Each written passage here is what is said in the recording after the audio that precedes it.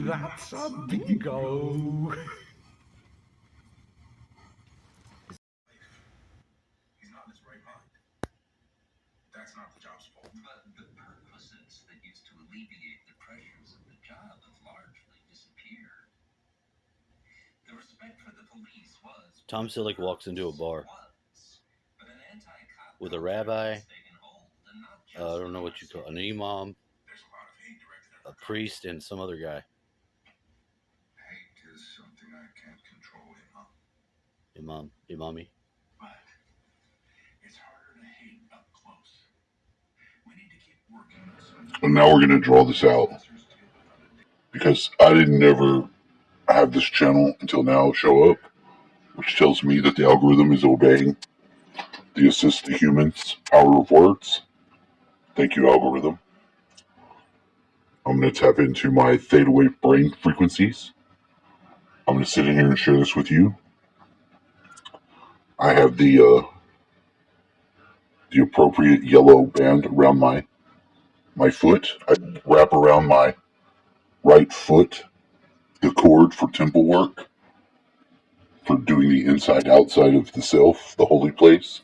You have to have the cord wrapped to your foot. It represents when, if the high priest makes a mistake, they have to pull his body out, and it's connected to his foot. In case you didn't know that, it's an occult secret. And now we'll run along, run and try to catch our speed. Flamingo. Stunned at seeing such an iconic bird so far away from its natural habitat, Foreman pulls out his smartphone and begins recording. The 25-second video is soon posted online and before long spreads across social media. For the next week, the Texas Parks and Wildlife Division will find themselves caught in the middle of a bizarre international affair. They discover that the flockless flamingo isn't just lost. He's a fugitive, on the run for 17 years. It all began for our feathered friend in February of 2003, when, as a wee lad of 3 years old, the pink African flamingo found himself shoved unceremoniously into a transport vehicle outbound from Tanzania. Ripped from his home and family, the bothered bird was sent to the United States and arrived in a crate with 40 fellow flamingos to Sedgwick County Zoo in Wichita, Kansas. There, he was christened Flamingo number 492 and sentenced to live the rest of his days entertaining the human populace. Normally upon arrival, the Kansas Zoo amputates part of a bird's wings to prevent any inmates from flying the coop, but staffers decided the operation would be unethical in 492's case because he had already reached adulthood. Instead, 492 would have his wings clipped yearly, along with a few other adult birds at the facility. No different than an annual haircut. Over the next 2 years, 492 would become friends with Flamingo 347. Details of their bond remain murky, but suffice it to say, the two shared a common desire. They say that the meeting of the pairs would be murky. Their bond would be murky.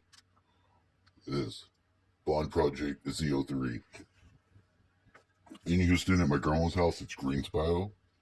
The Harris County Flood District will hold a virtual community engagement meeting for the Lower Greensboro Analysis Project located in the Greensboro watershed.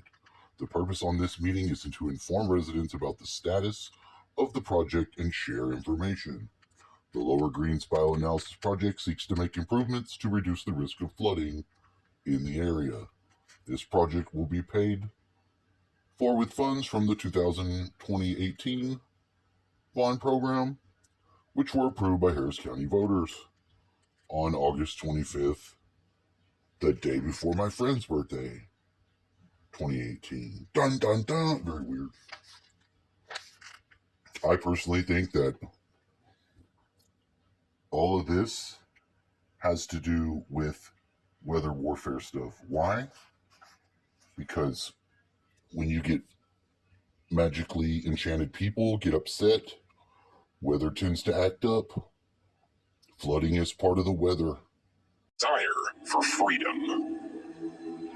When 2005 rolled around, the pair hatched a daring escape plan, quietly regrowing their feathers and building up the stamina for a full-on flight. The two eluded the eyes of zookeepers during yearly checkups and managed to keep their wings. Then, one morning in June, the birds saw their chance.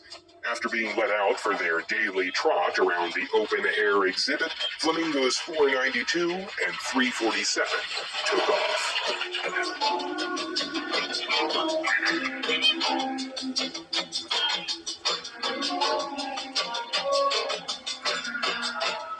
The flight was a rough one. Out of practice since their capture, the two flamingos landed just a short distance away from the facility in a drainage canal, and there took shelter. For several days, they tended to each other and worked to regain their strength. And on the 4th of July, Independence Day, the pair flew away from Wichita for good. Once off the grid, the two birds mostly avoided the eyes of the general public, though as they traveled across the US of A, bird watchers managed to catch a few pictures here and there, spotting them in Wisconsin and Louisiana. By the next year, it became apparent that 492 and 347 had, at some point, parted ways. Many speculate that 347 had not survived the winter, but Flamingo 492 found a way. Toward the end of 2006, he crossed paths with a Caribbean flamingo that had likely been blown off course during a tropical storm. Flamingos are social creatures, and the two birds became long-term companions, having been spotted together several times over the years until 2013. The ultimate fate of 492's Caribbean friend remains unknown.